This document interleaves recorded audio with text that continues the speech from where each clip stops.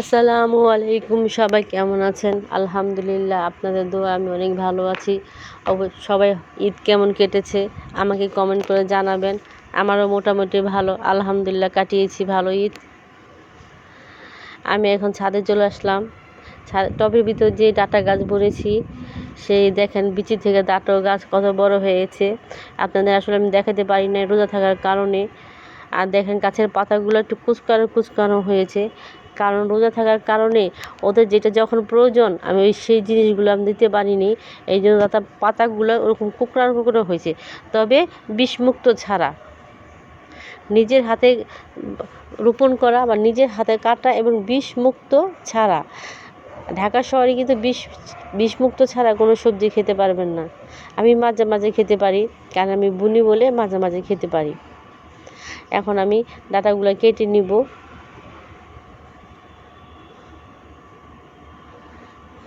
আসলে মাঝখানে ডাঁটা বড় হয়েছে, আর মাঝখানে কিছু জায়গায় ডাঁটা ছোট হয়েছে। যেগুলো বড় হয়েছে সেগুলো আমি কাটবো।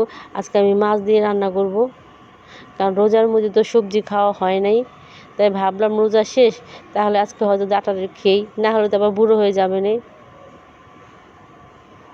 এত কষ্টের ফসল ফেলা তো আর যাবে না। এই দেখেন আমি কতগুলো কেটেছি, এক মুঠো। আমাদের দুইজনের জন্য অনেক যথেষ্ট। আমি আজকে রুই মাছ রান্না করব, এই জন্য রুই মাছ আমি বের করে পরিষ্কার করে ধুয়ে নিয়েছি।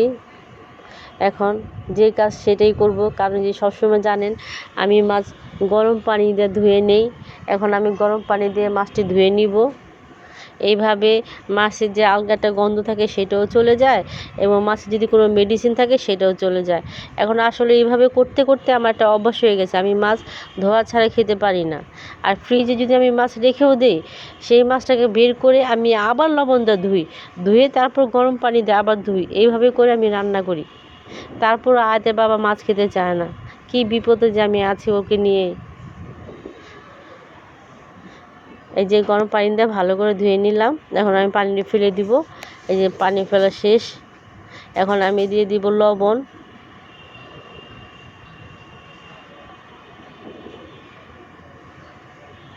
কারণ মাছগুলো আমি ভেজে নিব, রুই মাছ তো ভাজা ছাড়া খাওয়া যায় না। এখন আমি দিয়ে দিলাম হলুদ। এই যে হলুদ দিয়ে দিলাম। এখন দিয়ে দিলাম মরিচের গুঁড়া। এখন ভালো করে আমি মিশাই নিব। ওই যে ডাঁটাগুলো কেটেছিলাম না ছাদের উপর থেকে, এই দেখেন কেটে সুন্দর করে বেছে নিয়েছি, সাথে আলু দিয়েছি। আর পাতাগুলো আমি রেখে দিয়েছি, ওটা আমি ভাজে করে খাবো বলে। এই ফাঁকে আমি কড়াই বসিয়ে দিলাম, তেল গরম হয়ে গেছে, পেঁয়াজও ছেড়ে দিলাম। পেঁয়াজও মোটামুটি লাল হয়ে গেছে। সামান্য একটু আদা দিয়ে দিলাম, আর লবণ দিয়ে দিলাম। একটু পানি দিয়ে নিই, না হলে তোমার পেঁয়াজটি পুড়ে যাবে। এখন আমি এক এক করে মশলাগুলো দিয়ে দিব। এখন দিলাম মরিচ, হলুদ গুঁড়া, কয়েকটা কাঁচামরিচ।